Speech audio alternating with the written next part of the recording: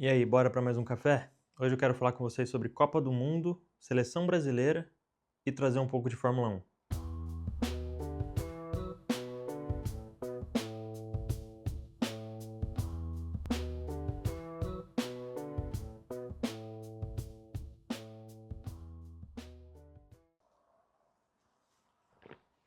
O Brasil se classificou para as oitavas de final da Copa do Mundo, nesse formato diferente, né? Teve uma fase a mais no mata-mata, que foi justamente contra o Japão, que eu trouxe aqui no meu primeiro vídeo antes da partida.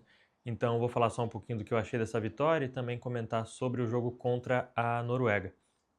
Acho que o jogo do Brasil e Japão foi um segundo tempo muito bom do Brasil, que o Brasil conseguiu dominar o segundo tempo, provou o porquê o Brasil é o Brasil, né? Conseguiu essa vitória no sufoco, no fim. Vieram principalmente das decisões do técnico, que eu acho que se fosse qualquer outro brasileiro teria feito a mudança no intervalo e tirado o Casemiro. Eu acho sim que o primeiro tempo o Brasil não convenceu muito, então deixa os brasileiros com esse gostinho com essa preocupação de será que se fosse outro time, outra seleção, em outra fase, o Brasil poderia sofrer mais, né, depois de ter tomado o primeiro gol, mas eu acho que o Ancelotti ele sabe o que está fazendo, por isso que a gente só torce. Por isso que eu acho que o Ancelotti sabe o que ele está fazendo, então é por isso que a gente só torce e ele é o técnico da seleção e não a gente. Mas eu acho sim que tiveram falhas individuais no primeiro tempo, principalmente para o gol. Depois o Japão se fecha muito, então a gente fica com uma partida que não dá para analisar muito o jogo do Japão em si, mas eu acho sim que o Brasil melhorou no segundo tempo. A falha do Danilo no passe, no passe o jogador japonês consegue ler esse passe e rouba a bola e depois passa pelo Casemiro que não consegue alcançar ele na velocidade. E o Casemiro também não poderia, né, não poderia fazer a falta porque já tinha um cartão amarelo. Se fizesse a falta ali seria expulso. Então foi melhor que ele ficasse em campo. E no segundo tempo ele vem e faz o gol do empate. Depois entra Gabriel Martinelli, né, quando sai o Matheus Cunha. E o Martinelli joga um pouco mais recuado para cobrir o Paquetá e conseguir construir um pouco mais a jogada. O Endrick tinha entrado no lugar do Paquetá, e eu gosto muito do Endrick, por mais que não tenha feito gol ainda, né, no tempo que teve disponível para jogar. Eu gosto muito dele porque ele dá uma movimentação diferente no ataque. Acho que o Matheus Cunha ele volta bastante para construir jogada e o Endrick tem uma movimentação muito mais lateral, então ele coloca mais jogadores nos lados do campo e isso acontece no gol do Martinelli, o Endrick recebe a bola, acaba perdendo, e ajuda no desarme, né, o Rayan fica com a bola na ponta da área, então o Rayan passa para o Bruno Guimarães, que consegue fazer o passe para o Martinelli abrir a vantagem, né, no caso, né, fazer o gol da vantagem. E eu acho que as mudanças, né, o Ancelotti prova com as mudanças que todo o elenco dá para confiar. Antes a gente questionava muito a convocação do Martinelli, do próprio Casemiro, tinham pessoas que não queriam, principalmente do Danilo, né, na lateral, mas eu acho que a seleção brasileira provou que é um grupo muito forte e vai brigar por essa Copa, sem dúvida alguma. Agora falando do próximo confronto que é contra a Noruega, na minha opinião vai ser um jogo bem diferente do que foi contra o Japão. Como eu falei antes, o Japão se fechou depois que fez o primeiro gol, em momentos do jogo fez linha de 7 jogadores. Eu não acho que a Noruega vai fazer isso e espero que o Brasil não saia atrás do placar novamente. Quero que seja um jogo mais tranquilo, mas vendo o ataque das duas seleções, o ataque da Noruega é muito forte, com o Haaland, vem quebrando recorde atrás de recorde. Então eu acho que vai ser um jogo mais aberto com as duas seleções tentando atacar muito. Por isso que eu acho que o Brasil pode ter um jogo um pouco mais tranquilo e ainda mais se o Brasil abrir o placar, o Brasil consegue, acho que ele vai conseguir segurar esse jogo e passar com uma tranquilidade maior, que é o que eu quero e todo brasileiro quer, né, que o Brasil passe de fase.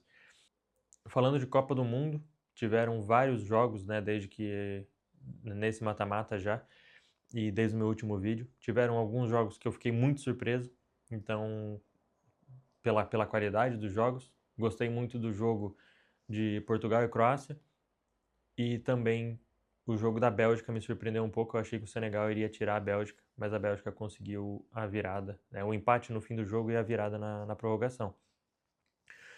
O jogo da Bélgica me surpreendeu por 2 motivos. Eu achei que a Bélgica não tomaria 2 gols do Senegal, como tomou, e depois eu achei que não conseguiria a classificação.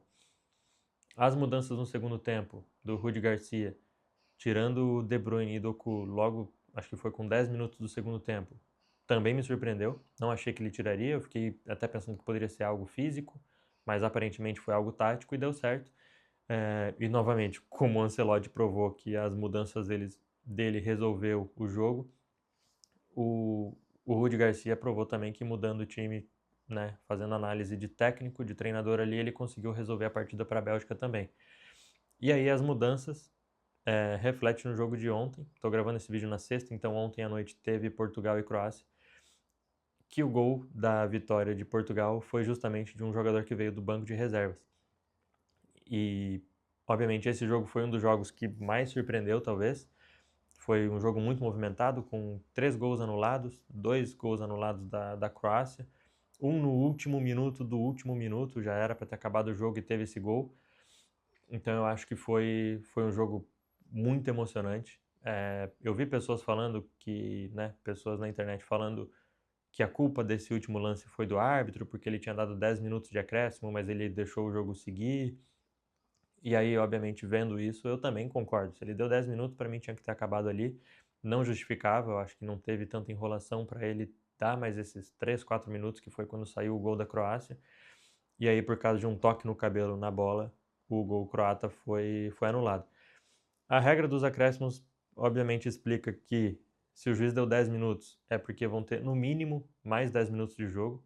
O juiz pode acrescentar conforme for necessário. Ele não acho que ele sinalizou que iria acrescentar ainda mais o tempo de jogo, mas acaba tendo esse lance depois dos 10 minutos de acréscimo. Na minha opinião, a tecnologia está ali para provar tanto impedimento quanto toque na bola, então não tem muito com o que brigar com a prova que passaram. Mas eu não acho que o toque que teve na bola mudou a trajetória da bola e fez com que a bola fosse, né, para outro lugar. A bola ainda passa pelo jogador croata, bate no jogador de Portugal, e aí na sequência da jogada a Croácia consegue fazer o empate. E o gol acaba sendo anulado com a classificação de Portugal.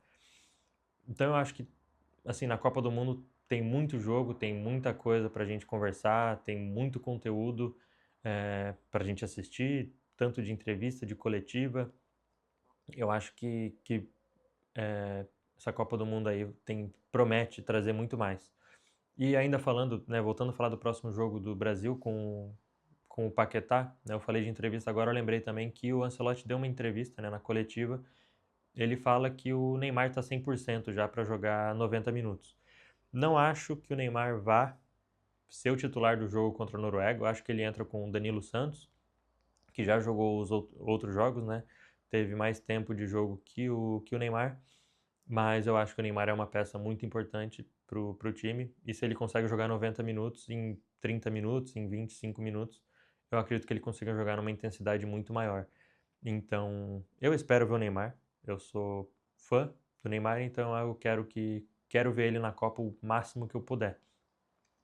E agora mudando um pouco de assunto, trazer um pouco de Fórmula 1, assim, coincidentemente esse fim de semana tem jogo do Brasil e tem a corrida em Silverstone, que é aqui na Inglaterra. E como eu moro na Inglaterra, eu resolvi trazer essa curiosidade para vocês, que eu acabei pesquisando. Eu vi que ia ter, né, estava acompanhando esse fim de semana já, o treino livre, que já teve o primeiro treino livre enquanto eu estou gravando esse vídeo.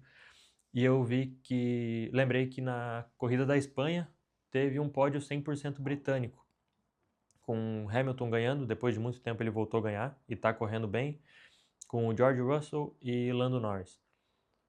O Lando Norris também apresentou, né, vem melhorando, mas eu fiquei curioso para saber se já tinha acontecido um pódio 100% britânico aqui em Silverstone. Então eu fui dar uma pesquisada, eu até anotei aqui, porque em Silverstone já aconteceu 3 vezes no passado. Faz um tempo, Eu anotei aqui os anos e foram em 1958, 1963 e 1965. Foram as 3 vezes que teve um pódio 100% britânico.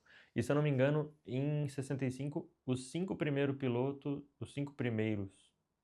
né, do 1 ao 5º, eles eram todos britânicos.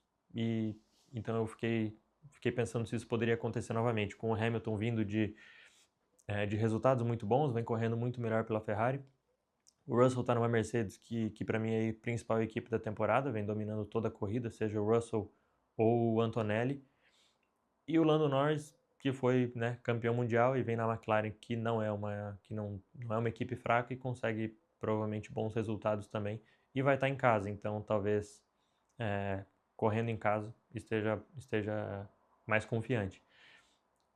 Uma coisa também que interfere muito na Fórmula 1 é sempre o clima, né? A Inglaterra fez uns dias de muito calor na semana passada, mas essa semana o clima já está bem melhor, já está mais tranquilo, já está não tão quente, mas está sol, sem chuva, tá um clima gostoso, então eu acho que essa corrida aí pode ser uma corrida muito boa.